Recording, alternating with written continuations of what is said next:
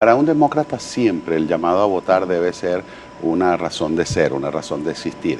Pero el problema es que en Venezuela los venezolanos estamos votando, pero no estamos eligiendo. Es decir, que la expresión soberana del pueblo que se expresa a través del voto, con las condiciones que establece el sistema electoral, lamentablemente vulneran esa posibilidad de que seamos los venezolanos los que decidamos. Aquí estamos en una especie de golpe de Estado continuado, por facetas, por capítulos. Desde el año 2015, cuando fue electo por mayoría del pueblo de Venezuela, por más de 14 millones de votos, esta nueva Asamblea Nacional, hemos visto todo un proceso para restarle competencias a esa asamblea y tratar de anular la voluntad del pueblo de Venezuela. Se designaron unos magistrados express con la intención de darse una sala constitucional que anulara cuanta ley saliera del Parlamento. De hecho, la primera ley que se aprobó en el Parlamento fue la reforma del Banco Central para evitar, como anunciamos en ese entonces, que Venezuela llegara a una hiperinflación producto de la emisión de dinero inorgánico, que es la práctica de este gobierno. ¿Y qué hizo la Asamblea?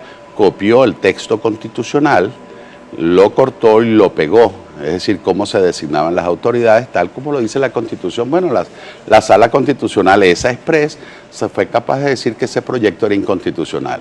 Pero si ese proyecto de ley era una copia de la Constitución, entonces lo que se estaba declarando inconstitucional era la propia Constitución. Y desde ese entonces se inventó una figura del desacato para cuanta ley se aprueba en el Parlamento anularla. Y eso también es una vulneración al Estado de Derecho. Hemos sido víctimas de un cerco financiero, de un cerco militar, se nos ha invadido la sede. Los diputados tienen ya prácticamente 2 años que no cobran. Los principios que rigen los procesos electorales tienen que ser la confiabilidad.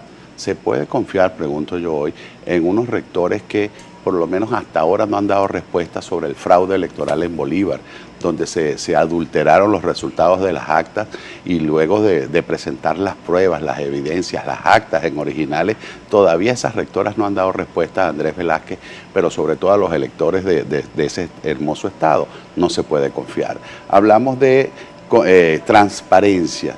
Se puede hablar de una transparencia en un proceso electoral donde todos los laxos que están establecidos en el cronograma electoral están montados uno sobre otro para que no se puedan hacer las revisiones, las experticias, que garanticen confiabilidad y transparencia en ese proceso electoral, imparcialidad, con unos árbitros electorales que parecen más que un poder autónomo, una especie de Secretaría de Asuntos Electorales del partido de gobierno, del PSUV, equidad, cuando vemos cómo el candidato oficialista usa los recursos públicos, las cadenas para promover su candidatura o la candidatura en otras oportunidades de los candidatos de su partido.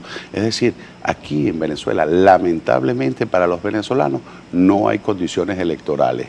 Y la respuesta a tu pregunta es, nosotros queremos votar, pero queremos elegir, y así en estas condiciones no podemos participar.